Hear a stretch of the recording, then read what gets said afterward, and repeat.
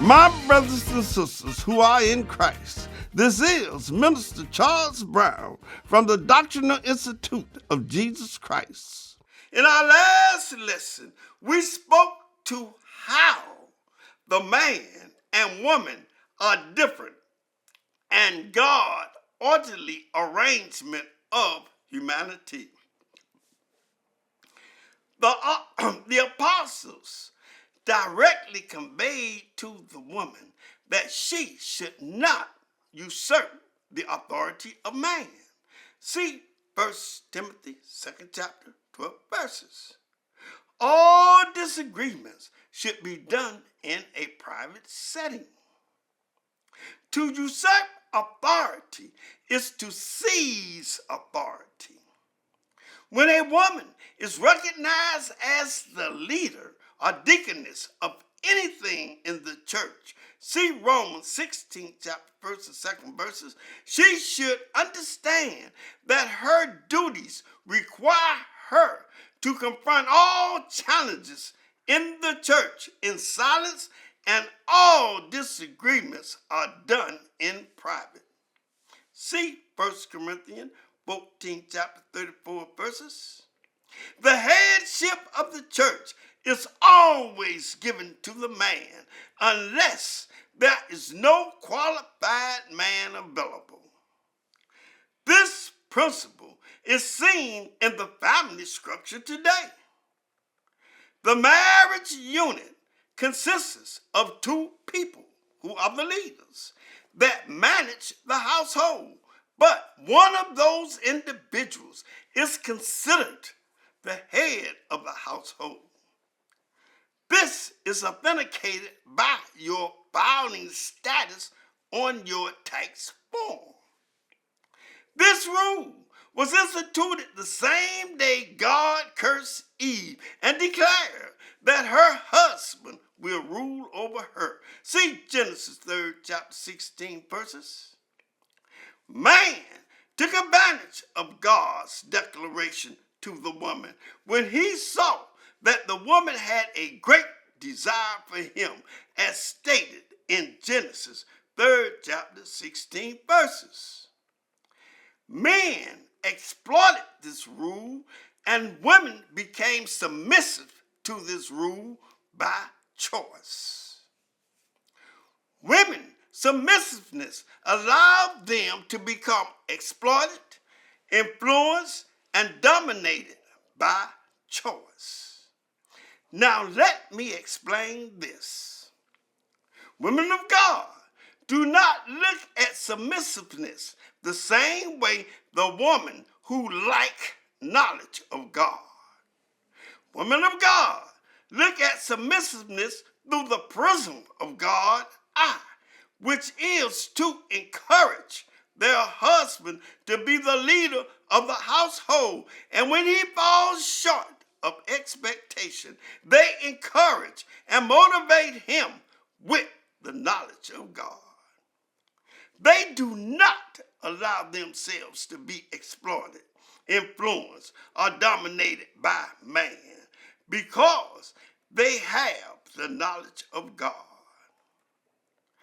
An extreme example of the women of God who do not look at submissiveness to their husband the same way a woman who lacks the knowledge of God is described through an abusive or mentally deranged husband. If a woman of God is married to an abusive or mentally deranged husband, then the abuse that the woman incurs should be taken to the authorities or government that God has ordained. See Romans 13 chapter 1st through 16 verses. Without her leaving her husband. See 1 Corinthians 7th chapter 10th, 12th, 13th, 15th, and 39th verses. Now, since we know how submissiveness applies to the woman of God, let us focus on the woman of God inside of the church regarding her dress attire. Let's talk about the preacher's wife, since she is recognized to be the example of the females in church. Have you ever seen a preacher's wife sitting on the podium with a scarf over her legs? It would seem to me that the preacher would have informed his wife to cover up as God showed Eve prior to putting her out of the garden. Doesn't this preacher remind you of Adam? Surely we have beautiful dresses that reach the ankle. Father, what sense does it make for the preacher's wife to wear a dress in church and need a scarf to cover her legs? When she gets out of church and removes the scarf, I still could see her legs. What example has she shown? Surely the prostitute deserves more recognition than the preacher's wife. We have gotten so far from the principles and teachings of God that it is pathetic. I went to church last Sunday and I saw a young lady come to worship with skin-tight stretch pants on. Every curve on her body could be recognized, and her buttocks were so big.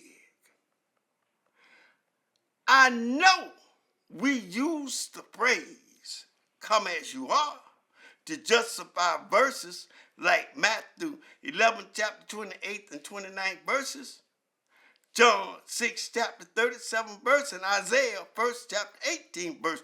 But the antonym to this phrase, "come as you are," demand change or adherence to specific rules before entry or acceptance.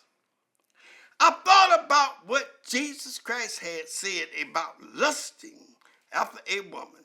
See Matthew 5th chapter 28 through 30 verses. And then I asked a question, which was, should a woman dress so sexually provocative?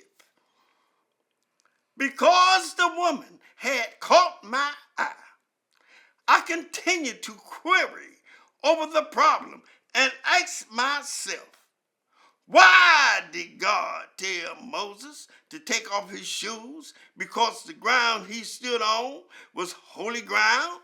See Exodus 3rd chapter 4, 5th verses. And why did the angels protest about the filthy garment Joshua was wearing? See Zechariah 3rd chapter 6th verse.